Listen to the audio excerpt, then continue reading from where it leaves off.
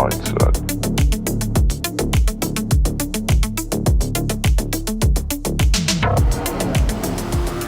Hello and welcome to the Mars Mindset podcast, where we talk about psychology, personal development, preparation, and so much more. My name is Patrick Butler, and today I have a phenomenal conversation to share with you. I just had the opportunity to speak with a girl named Leeor Alexandra. And Leeor is a very successful YouTuber, but she is also a self-proclaimed healer, spiritual guide, and writer. I had a great time talking to her. She has very interesting content that I think is overall a positive net benefit for the world. And while I feel we must have very different audiences, I think this overlap can be valuable. And I truly had a great time speaking to her. And I think you will enjoy this quite a bit. So please, without further delay, enjoy this episode with Leeor Alexandra. Hey, Leeor, thank you so much for joining us today. It's a real honor to have you on the show.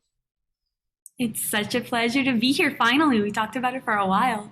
Absolutely. Yes, it's going to be great. So for the audience out there, maybe if they're unfamiliar with your work, would you mind describing in your own words what it is that you do and how you got to this point? Yeah, it's so funny because I've been doing podcasts this week, and that's the first thing that everybody asks. And I feel like I should probably come up with some succinct way of describing what I do, and I still don't have that.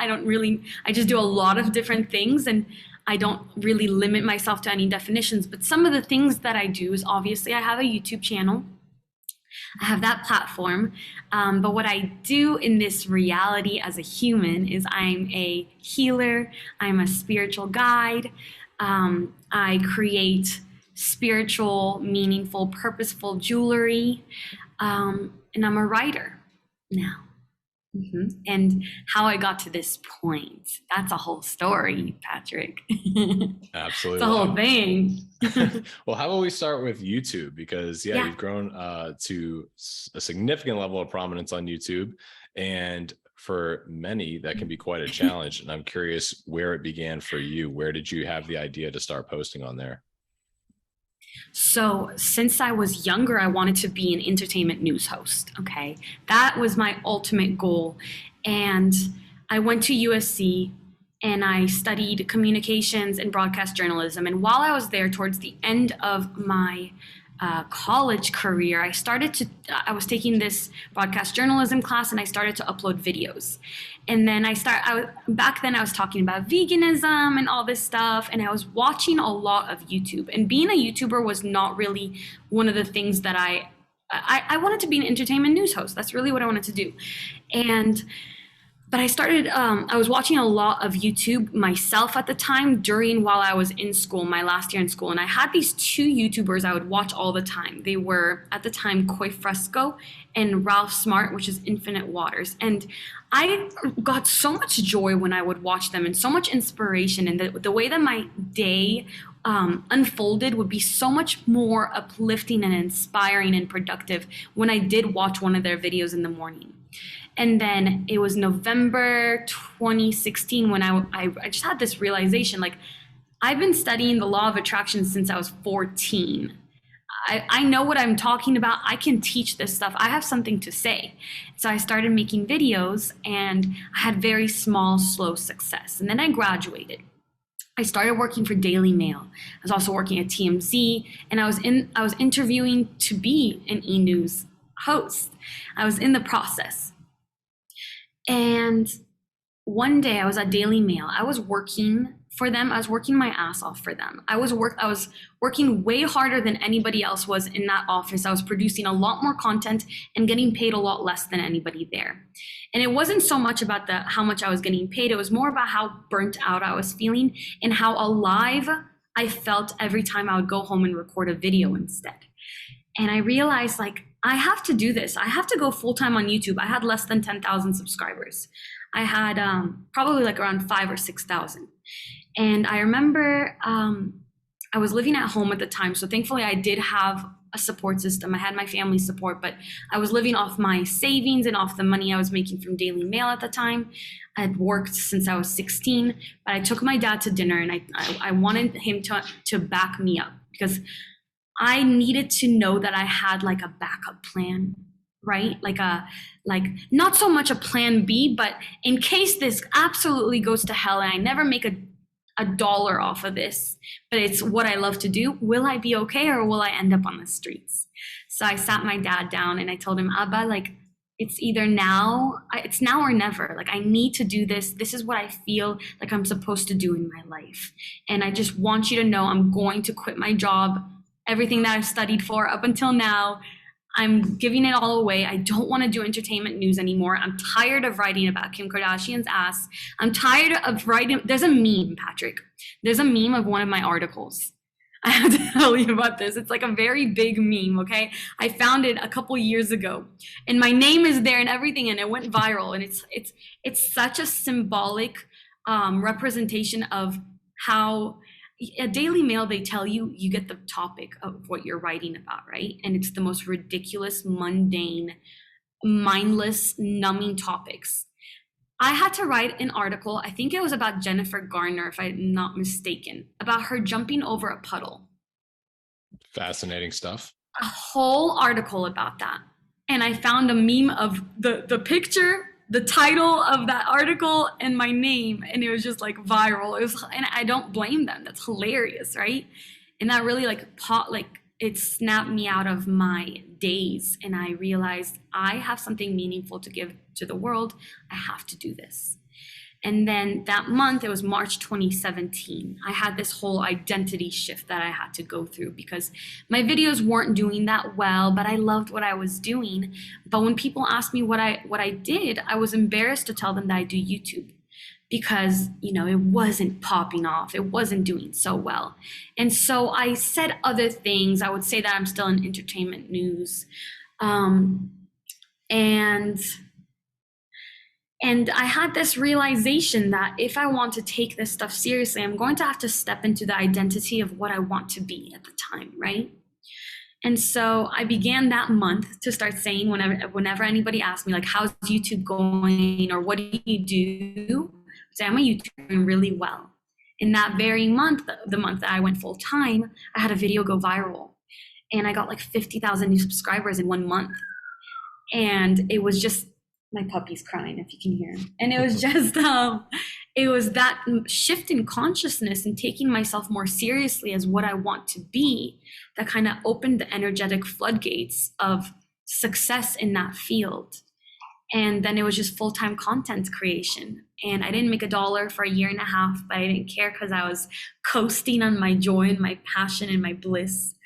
And then, more energetic shifts there. And then it became my full-time career. That's phenomenal. And I mean, to go back to my original question for you, you know, and I always ask people how they describe themselves, because it's interesting because, you know, the way that you describe yourself, it's like your own it's the way that you view your identity, right? A lot of other people on the internet, they'll say all sorts of things about any given person. But the way that you choose to describe yourself says a lot about what you actually think that you're doing. That's and so true. I've had a similar experience in my time where it's kind of like choosing what you want to define yourself as and how powerful that can be. And I feel like that goes hand in hand. You know, you talk about the law of attraction a lot. And I think when a lot of people, they hear the law of attraction, they think of The Secret. They think of people that are trying to put their life on autopilot and not really like, they're just like going to make this big dream board and just everything's going to come true. And it sounds like a little woo woo crazy, but there is something to like the psychological, you know, hardwiring of your brain when you decide to call yourself something different or choose different labels for yourself. Where did you where did you first discover that way of thinking, and even like the idea that you could, you know, kind of hardwire things in a way that would, you know, benefit you and lead you closer to where you're trying to go? Such a good question. And by the way, I also want to hear your story about when you shifted your identity and what you started to see yourself as. So you have to tell me that. Might be here all day. I want to hear that. That's very interesting to me. So I learned about the law of attraction when I was 14. I spent a lot of time at Barnes and Nobles back then. Barnes and Nobles. English is my second language, as you know, so. So I'll cut you some slack. Yeah, thank you. And so I just walked past the teachings of Abraham, which is getting a lot of flack right now on TikTok, which is a cesspool. I hate that place. I hate that app. People are really talking down about the author and everything, but it changed my life.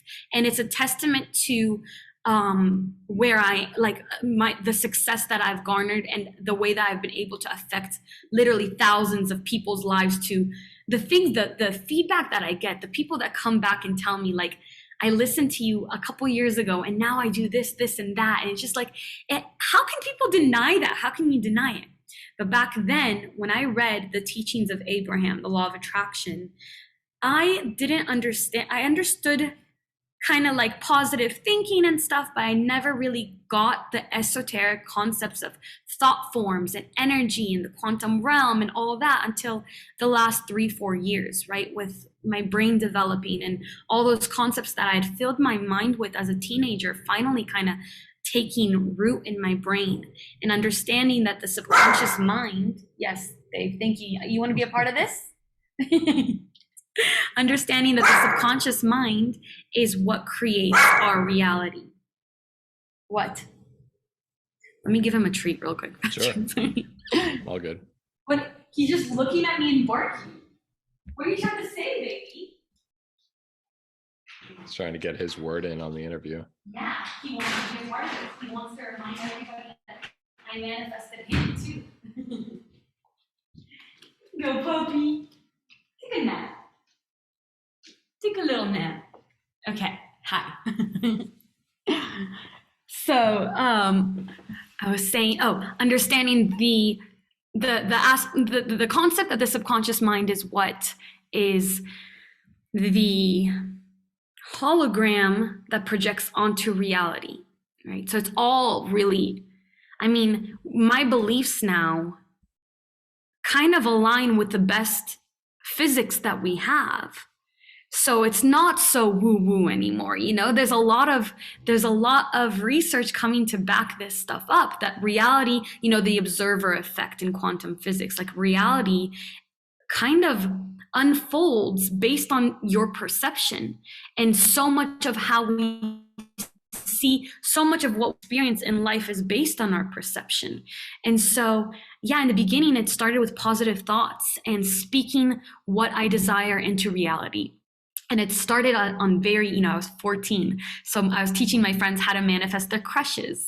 And I got like the hottest boyfriend older than us with a car. And like, you know, it was like little things like that. And then now it's like, I am, in every moment, I've curated my life and my language and the way that I speak about things in order to create and paint the masterpiece that is my reality.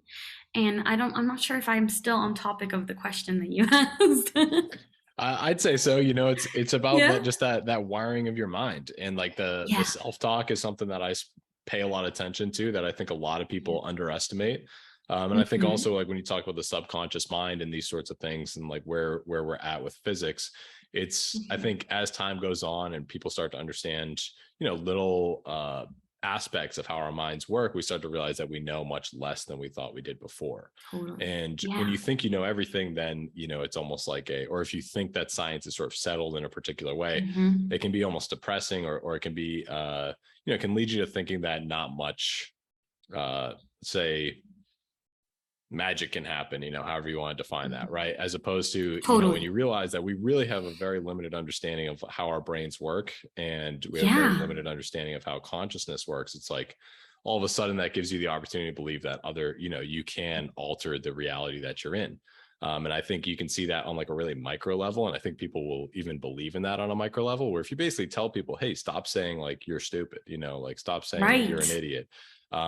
You know, just having that negative self-talk is real. And I think people can generally agree on that, right? Like if you just change your self-talk, you're going to see some improvements. But I think where a lot of people might maybe fall off somewhere is when you start to say crazy things. So start to say like, you know, I'm a millionaire, I'm an entrepreneur, I'm a podcaster. You say these things that, you know, other people just, you know, it's sort of intimidating with how far you're reaching on that identity. But you know, from what I've observed, many very successful people have done this and done it successfully, and it's why they're in the position that they're in. I agree totally. I think that that's such a good point that I think people think that science knows what's going on, and science is still figuring it out. Like we really don't have an understanding of consciousness at all, and there's such a big leap of understanding of the human experience when we went from Newtonian physics to quantum physics. And like Newtonian physics was all about materialism, right? The only thing that can exist is what we can observe. So this is real, a table is real. While quantum physics, it's like there are things that we can't observe that exist. And how is that not magic, right? To me, that's magic. And in regards to yeah, of course, I think that most people don't really realize how powerful their subconscious mind is, and that if they've been filled with affirmations really since they were a kid that they're stupid, that's going to affect their lives right now. And for some people, Patrick, for you, you might think that the concept of not saying I'm stupid anymore is a no-brainer. For a lot of people, it's so deeply ingrained in them that it's like their identity. So it's hard for them to even. That's why affirmations don't necessarily just work right away. There's a lot of different ways to actually access the liminal space of the subconscious mind in order to implant them on a deeper level. And there's a lot of different ways to empty the mind, as if you're emptying a vessel of all those negative self-beliefs that limit us. And I think that that's a good place to start for people. Like, you don't need to believe in magic yet. You will eventually, because life unfolds in that way, especially when you start with the spiritual path and with personal development. You're going to start believing in magic because it's magical. The things that I've experienced are just mind-boggling. The way that I'm in constant communication with like my higher aspect and with God, it just, like, life has become a movie. It's a movie, okay?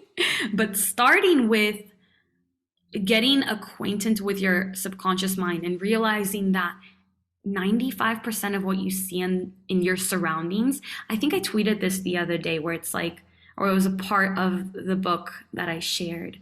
And it's like, you'll know that you need to very acquainted with your physical surroundings, your physical reality, and you're unhappy. You're unhappy with the way that you look or the way that you feel, your health, or your physical surroundings, your home, your job, your relationships. If you feel dissatisfaction in those physical arenas, you absolutely have to start working with the subconscious mind, because everything that exists on the external at first existed in the internal as a thought, as an energetic potentiality in this quantum realm.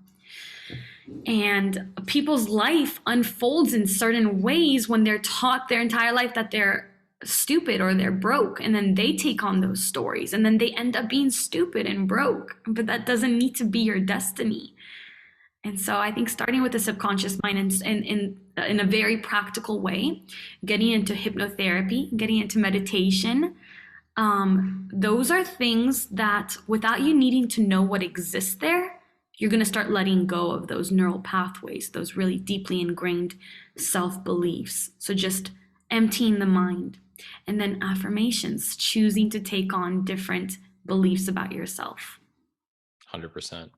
Yeah, I agree that it's about choosing what you want, right? And I feel like that's where many people just simply they don't take the time to ever think about what do they actually want. That's where people talk about like free will and determinism and things like that, and like, do you really have free will? And I think of it in terms of like, if you think about what you want, if you kind of choose your path forward, if you decide which direction you want to go into, that's like sort of an act of free will. But otherwise, you'll likely just be caught up in other people's will, and with that, like, it kind of goes hand in hand with this idea of like choosing your identity, choosing where you want to go, is be just thinking about it. And this is something I recommend to guys all the time, and I guess all people, but I feel like my audience is mostly guys, but Mostly you know, men. mostly men, but it's just taking, like, I truly believe you take 20 minutes of your life to just think about what you actually want in the future. Just Yes. write it down one time.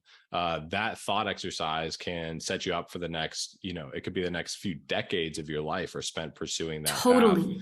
just from like a simple, really quick, a few minutes, you know. And people think that it has to be this long, excruciating process, but it really doesn't. You know, it can come down to just, again, a few minutes of just deciding where you're, you know, where you'd like to be, what kind of you know, what would you like your identity to be? What would you like your labels to be if you were to introduce yourself Right. to someone in 20 years? And, you know, what would your lifestyle want to be? And just having those thought exercises of just like, this would be my ideal situation, Yeah.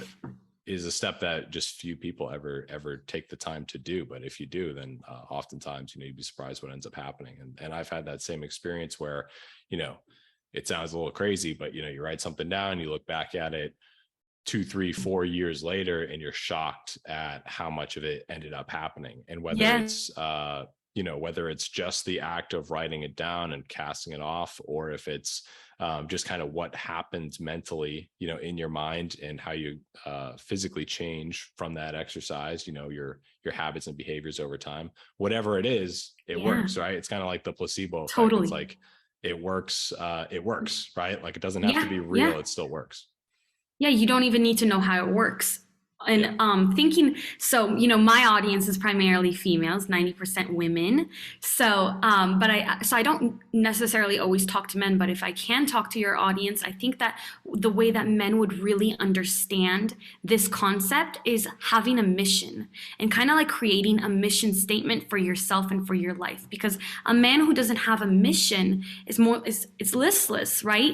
And it's like having a sailboat without having the sail up. You're just going to be taken by the waves. Life is just going to take you wherever it wants to, which is a very feminine way of being. And it's a beautiful Truly. way of being, but it's more masculine to like set your intention, see the goal, and set your sails up so that you're going in the direction that you want. And exactly like you were saying, it could take 20 minutes of setting those sails up, and then you're going in that direction, right? Yeah. And you can do it just that one time. I know this man who wrote a mission statement for himself, and then he would just look it over every night before bed. And why that's powerful is exactly what we were talking about, the subconscious mind, because you enter that liminal space. You enter the space of the in between where you're not fully awake, you're fully asleep. You're freezing, Patrick. I don't know if you can hear me. Yeah, I can. I would just keep going through the freezing, so Okay, it'll good. straighten out. Okay. Okay. So you're not fully asleep, you're not fully awake, and in that space, there's a Japanese name for this, and I used to talk about it all the time, but there's a word for, I watched it in an anime one time, the anime Your Name, and it's like it's it's it's dawn. It's dawn and it's dusk, and it's dawn and dusk in our minds. It's the theta state, the hypnagogic or the hypnopompic brainwave states. So those are the times where you can most efficiently program the mind. So if you're a man and you're writing down your mission statement, like, this is where I see my life going, this is what's important to me, this is what I am this type of person, and then you're in that in-between state, you read this letter that you wrote to yourself, you're really implanting deeply those intentions to the subconscious mind, and then you don't really need to do much more than that, because what I believe happens is reality rearranges to give you all the resources, all the opportunities to become this person that you're setting out and intending to become.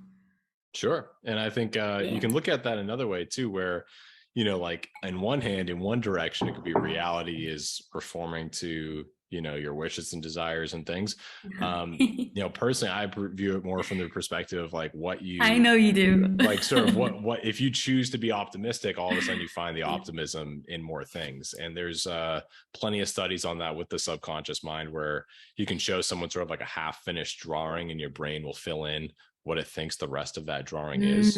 Yeah. And it can be like multiple images, but based off of sort of what you were primed for and what you were planning for, or maybe what you were just most recently thinking about, you know, your brain will fill in different things for that image, to sort of, you know, so it's like reality is Like very much what's confirmation happening. Yeah. bias, Yeah, right? Yeah.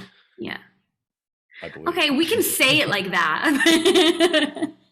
I'm willing to allow people to think whatever they want to think. I think it's magic. It's God. I would say it probably lands somewhere in the middle, but for the Yeah, yeah, more yeah. pragmatic among us, Yes, it seems yes, like totally. and that's where I try to draw or try to walk the line Yeah. because when you talk about this stuff again, it's like a lot of people, they're just going to be turned off if you kind of cross into this fringe zone where they think like, oh, now you're just talking crazy talk, but trying to, like, for me, I always am trying to bring it back Yeah. down to reality and rationalize it and show people, where as insane as some of these things sound, or maybe as again, like woo woo spirituality, whatever, it's like there is a Mm-hmm. there's real concrete reasons for this that we can understand, we can explain, and have been proven in Totally. studies and things like that.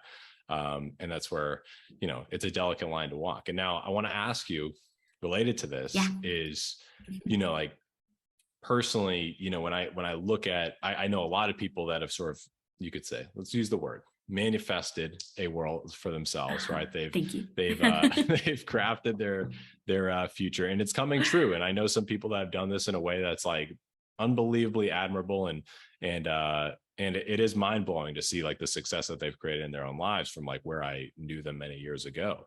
And with that, when you see those individual transformations, I'm always curious about how to transform people on a wider level, right? Like and sort of creating the future that we want to see, right? Because it's one thing to do it for yourself, it's another thing Totally. to have a lot of people pushing in the same direction.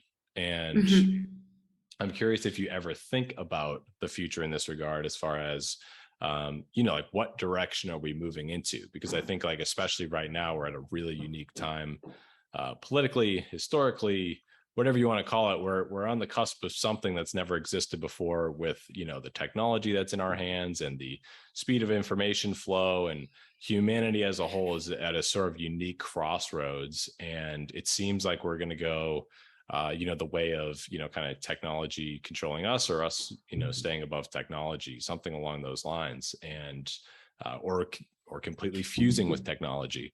And it seems like one of these things where it's got to be we need to decide which direction we're going into. It needs to sort of be a collective energy in that direction. And I'm curious how you think of sort of that individual transformation compared to population transformation. Yeah. I mean, I do think about it often. Do I think that I have any sort of real concrete plan to change the world? Possibly not. My approach has always been to like affect the individual and hope that it's like a candle effect where, what's that saying where you light a candle and it lights another, passing on the torch kind of thing. Sure. So that's always been my approach to changing the world. It's like being a positive change myself and hoping that every person that I touch does the same thing, because I don't necessarily have an understanding of how we could shift. And it's so funny how you are so pragmatic and so down to earth, but one of the prevailing questions in the spiritual community and what has been theorized as like, there's, and it goes into like multidimensional entities and all this stuff, is that we're going to be presented with this choice, and the choice is technological evolution or spiritual evolution. And that's like that's a prevailing story in this community. So I do feel like there has to be some sort of way to bring those two realities together, and to not forget nature and biology and spirituality, but also to realize that there's really no way of turning off, and there's so many benefits of the spiritual evolution that we're experiencing, and to bring those together in some sort of co-creation. And I think that it starts with smaller communities, and smaller communities can affect the whole. I don't think that the world,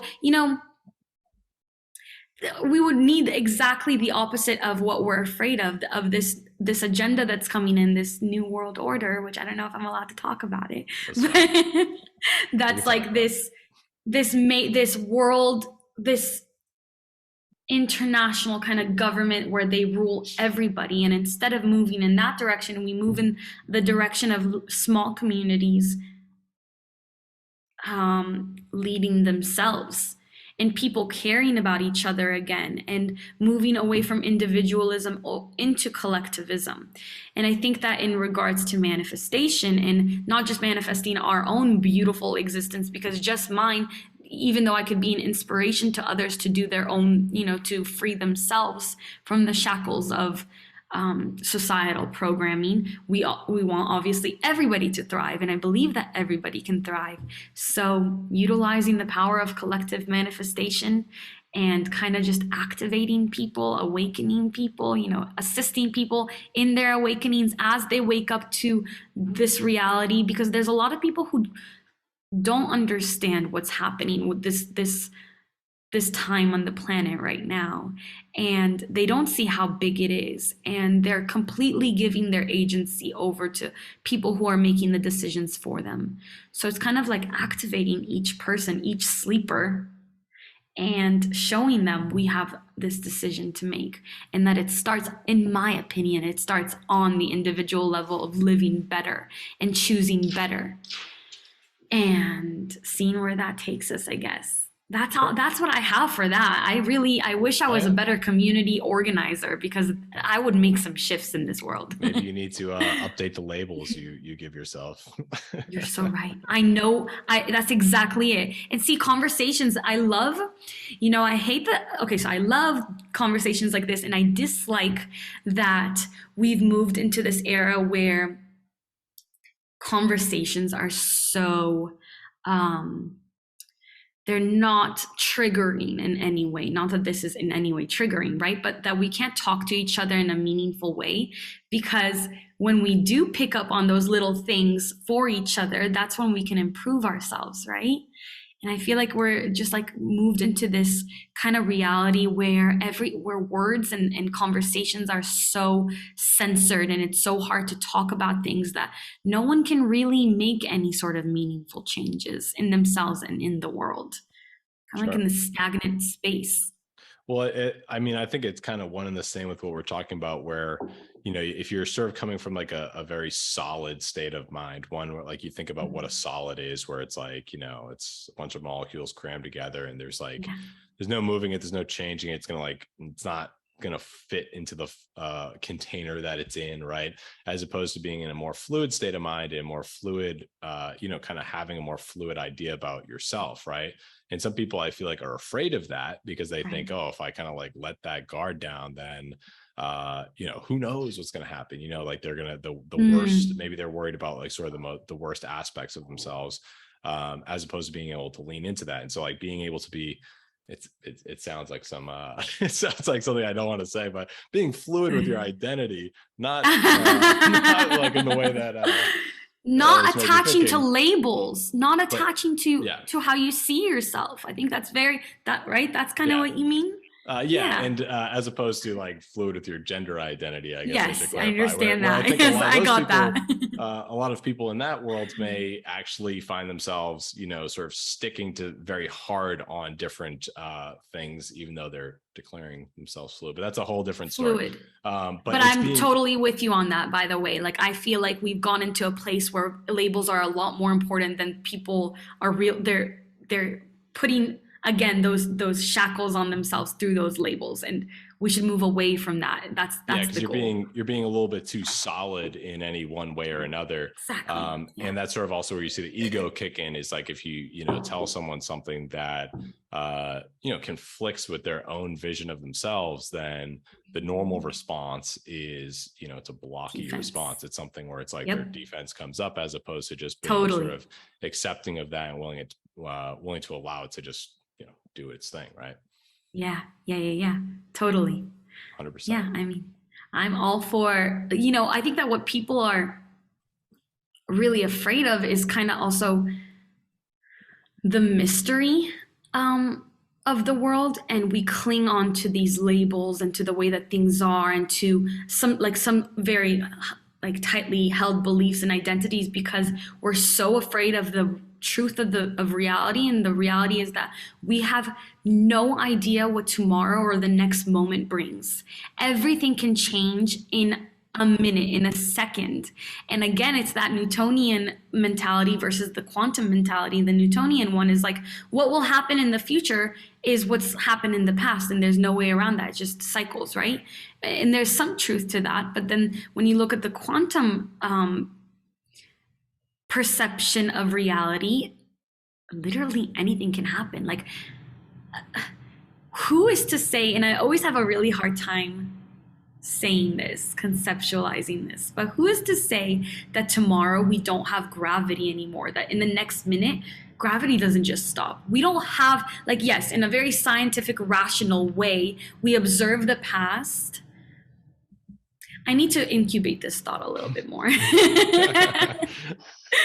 It makes sense in my head, but the words for it haven't come yet. The words have not crafted yet. We could be walking on all fours tomorrow and not know that that wasn't how reality always was. We have no way of knowing what reality is. And that is terrifying. Basically, we don't know what's coming tomorrow. We can't tell what the future is. And that's scary for a lot of people. And so a lot of people live in their ego, and their ego is trying to protect them. And that's where we live in a world where everyone's just in defense all the time. Yeah. And I feel like there's a healthy balance. There's a there's a healthy balance of like having, it's sort of like controlling your ego in a way, or sort of constructing your ego in a way that works for you, and doesn't close you off from reality and feedback and things like that. There's you can have a positive relationship with your ego in that way, as opposed to, again, just kind of being completely, if you're completely fluid, that's too bad. If you're completely blocked and solid, then that's also a negative as well. Can you remind me what your sign is again? All right, you're Gemini. No. Okay. No, got me at Gemini. Okay. Are you kidding me? No. Sorry, Patrick, I'm trying to remember. I feel like you're something earthy. No, I'm a Pisces. And so let me ask you this. Before we get there, I think it's an interesting thing, right? I love history. I think it's interesting, the way the Romans would look at these signs and things like that, and patterns in nature. And, I think horoscopes is one of these things where especially gets a horrible rap from a lot of people in the world, just because they're, it's like fortune cookie stuff, right? It can't be, or at least you're, it's one of those things where you feel like, and people know this, is that, sometimes things can be written in a way where it's going to work for you no matter what, right? Like you're going to identify with it no matter what. Yeah, you can kind of manipulate it. But what is your pragmatic, bring it down to earth way of appreciating these signs and things? So in a pragmatic way, we have to first understand that the concept of a horoscope, or your sun sign, was made into this like fortune cookie kind of thing back in the early 1900s, when it was used as little blurbs in the newspaper. And so they just took the sun sign and they did these like very generic readings about it. And a lot of people resonate with certain things, but actual astrology, it's a language, and there's a whole blueprint of who you are as a person. And it's not just your sun sign. There's several other signs. There's your moon sign, your rising.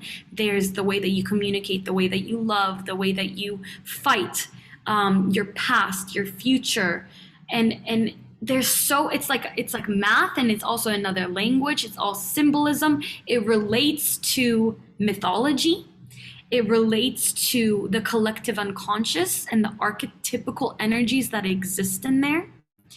And in a pragmatic way, the reason why I like it is because when you look at somebody's birth chart, you start to understand them more, and then you start to have a conversation with them. And if their guard goes up around certain things where like, no, that's not me, then you're just understanding them a little bit more, like what bothers them and what they like their identity to be looked at as, and what they don't. But I'm not very pragmatic when it comes to that because I am of the belief that archetypical energies exist, that they can be accessed. So we have like all the, we have Venus and Mars and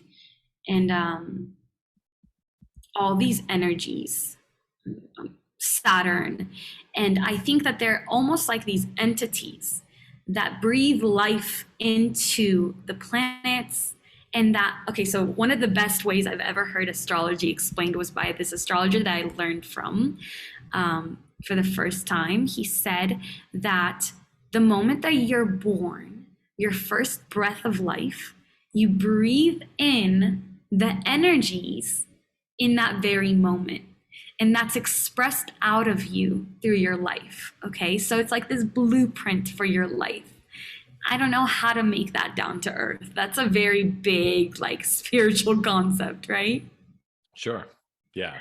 Um, but I feel like, okay, so I study a lot of plants and planets. So there are, and those are two things that you would think that aren't related at all, plants and planets, right? But there is a inherent connection between Venus and the rose. Okay, so the goddess Venus and the rose are connected. Okay, and it's this energy that can be tapped into and that can be accessed, and it also connects to tarot, but I'm not into tarot, so I can't really explain that. That can be accessed and used in our lives in pragmatic ways. So let's say you want to feel more romantic, you want to feel more feminine, then you access this energy of the rose and this energy of Venus. Or you want to be more masculine and warrior like, then you access this energy of Mars. And Mars is connected to,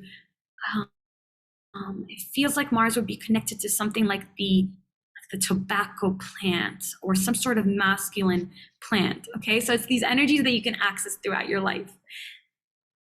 Is that pragmatic? Is that practical? Well, this is where it comes down to, like, I think there's different ways of looking at it, but also it's the language that people use, right? Like, because when you talk about, like, you can sort of personify, like, I think this is what, like, people can generally just look at, like, the way the ancients would talk about different deities and things like that. And you're kind of personifying an energy, right? When you talk about Mars, I spoke about this when I launched Mars Mindset, is like, there's a, you'd have a city whose patron saint is Mars, right? It's like, and they're sort of tapping into this energy that they feel is sort of a common energy that people can sort of understand when you talk about it. And so whether you're like talking about it as like a literal human being, it can sound a little, like, oh, you think there's like people in the sky or something. But as opposed to just personifying a feeling. Which is not what I think. Yeah. Yeah. It's I think it's a sphere of consciousness, honestly. Yeah. I think it's energies, archetypes that exist in the collective unconscious that are available for any of us to access. And I think that calling your podcast Mars Mindset is a way to access that energy, for sure. And so this is a very masculine podcast. Yeah. Yeah. Practical. Yes. Yeah, just reeling it, trying to reel it in and bring it down to earth. You know what I mean? Patrick, I can't do that. I don't exist on Earth. Well, that's fine. There's people like me. We can help translate that that energy. You know what I'm saying? Because good balance. I like to go all the way out there as well, but for the just the general world out there, I think it is important to sort of create that bridge. And to try to try to show like how people end up speaking in this way and how it does end up, it's sort of, there's a way that it makes sense. People aren't just like going off the rails, right? It's like there has to be like an introduction to it, and I need to learn not to just take off. I'm gonna find a way to do that. You just need like a translator with you at all times. Yeah, just a translator. You can translate for me. That might be a good job right now. That might be a full-time job. Well, another thing I want to ask you about, you mentioned earlier that you've become a writer, which I think again goes hand in hand with this idea of deciding what you want to be and choosing, sort of embracing the labels that you do want for yourself. How did that come to be for you? So that's this whole journey that I'm going through right now. I've been writing since I was a kid. These really thorough, beautiful stories. But then when it came time to write my debut book, that I didn't want to be fiction, it's a nonfiction book. Um, I started writing in 2017, and then I scrapped that project, and then I picked up a new one, and then I got an editor, and the editor, in the nicest way possible, told me, this is crap, this is horrible, like back to the drawing board. And so I scrapped that, and I developed a lot of fear and resistance around my writing. And so when I had the idea for the book that I'm currently writing, which is actually about the subconscious mind and our ability to connect to our higher aspects and to the divine at all times. When I started writing, when I got the idea for that, it was last August, and it felt so alive in me, but I had developed so much resistance and hatred towards writing that I started to write, and then I couldn't look at the document for months at a time, and my writing was terrible. And so we were talking about this before we started recording. I've been literally in labor with this project for a year now, okay? And I've finally, in the beginning of August or right at the end of July, I was like, it's time to finish this labor. It's time to birth this concept, this idea into physicality. That's also how I see manifestation. I see manifestation as a thought starts at our crown, and it comes down into physicality. It becomes denser until it becomes an actual material thing. So when you have a concept and you want to see it out in the real world, it kind of goes down the energy system of your body until it's actually birthed out of you, like a woman would birth a child, right? It's the same kind of creative energy. That's the same, we tap into that. And so when I started to, again, see myself in this labor, I realized I can't be in labor forever. It's time to finish this. And whatever comes out, it could be a very ugly baby, but it's going to be my baby. And I need to be the mother of this, right? So I need to step into the role, into the identity of a writer, of an author. And so just like I did 5 years ago with YouTube, I've begun to tell people I'm a writer, and what I do is I write. And what does a writer do? They write every day, no matter what it is, and no matter if it's good or bad, they write every single day. So it's not just about saying that you're going to do, that you are something. It's also about taking that inspired action and those steps to do it every day and to really show up as that thing. And so I got myself all my writing books, and I created a writing ritual, and I prioritize that in my life. I no longer put it as, I'll get to it in the day. It's like that. This is the first thing that I do every day, because this is who I am now. So I am writing. What I do is I simply seriously write. And looking back, it's been such a journey. And I think that every challenge that we have in our lives, even if it's taken on, I chose to take this on, right? There were so many ups and downs, and there was so much like self-hatred that I had to get through, and misconceptions about the act of writing and what it means to be a writer. And I see myself as if I was clay, and I'm being formed into something. And so I think that all of our challenges, we're clay for our entire life. And every challenge and every issue that we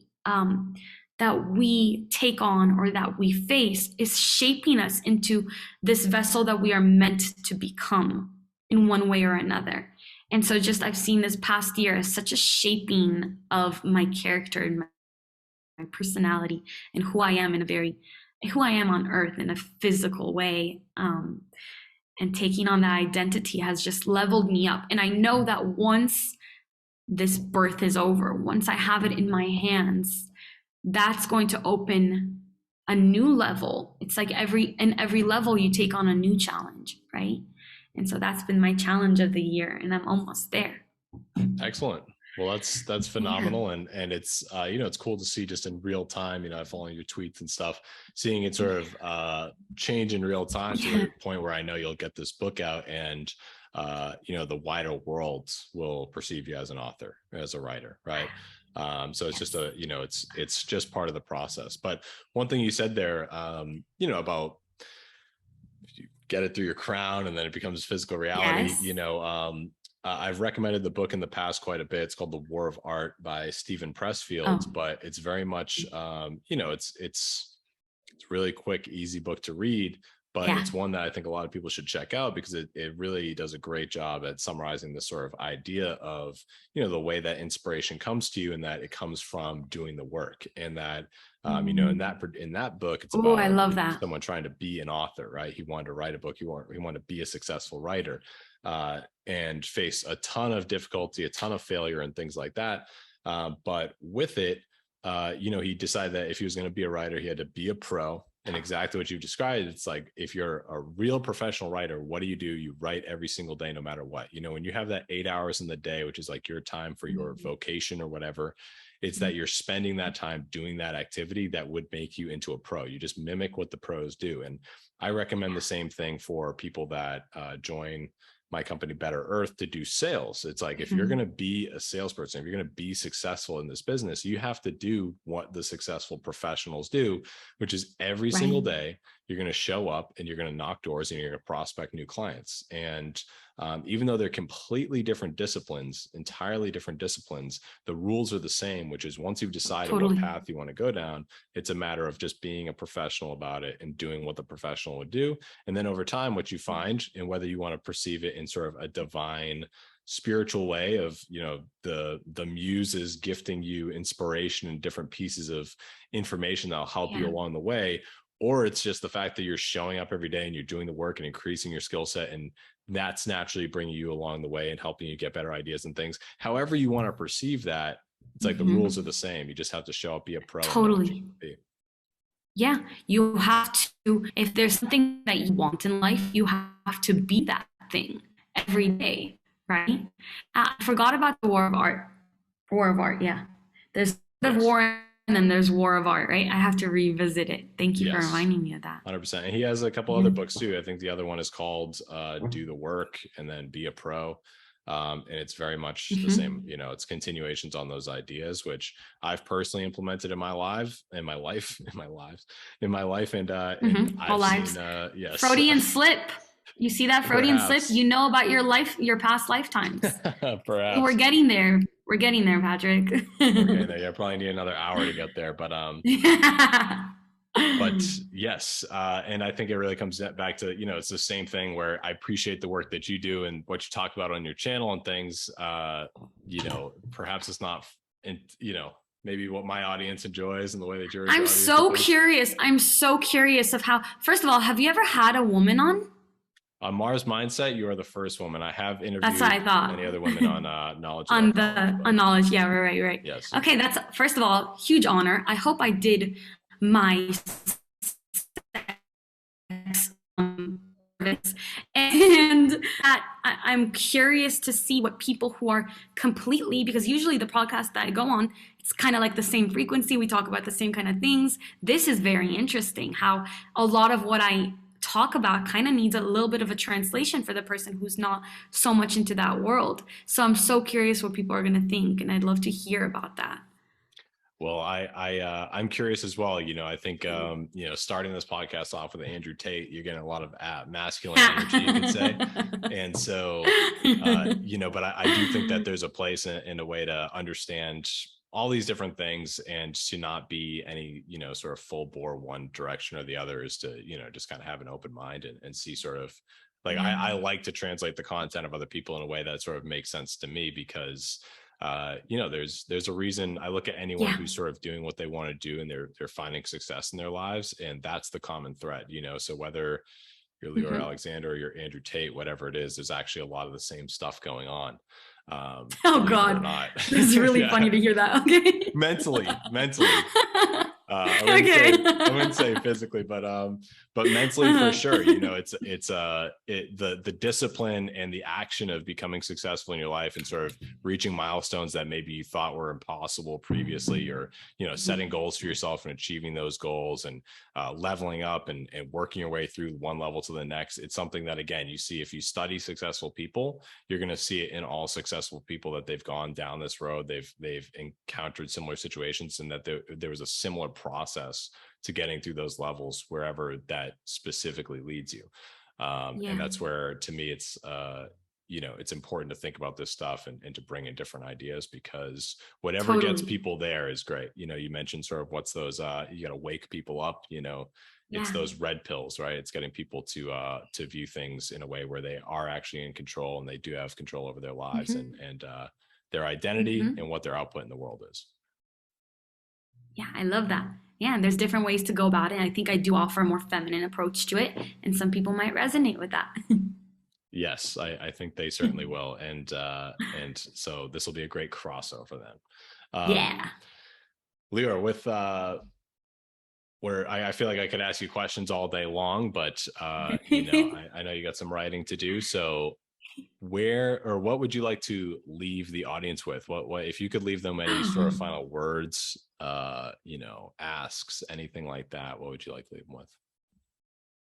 Oh my God, that I don't know why that just really put me on the spot. And all I can think about is dolphins. Lean into it. Okay, don't trash where they splash. Dolphins. All right, you guys heard it here. Who knows? Maybe they're a higher consciousness being, and they're intentionally, They're talking through me. They are higher conscious beings. Oh, maybe there's a writer that wrote about dolphins. Maybe that's what I'm supposed to tell people about. There's a lot of experiments that have been done with dolphins, and they are clearly extraterrestrial beings, and they've come here to bless us. That is my final thought for Mars Mindset. Thank you. I hope you have me on again.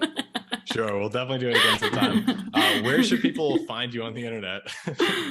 My name gets you to me everywhere. Leeor Alexandra, Leeor Alexandra. If you want to hear about my alien stories, they're up there. They're around. YouTube, Twitter, Instagram. Yes. All Yes. right. No more Instagram. We hate Instagram now. But Twitter and YouTube. No TikTok either.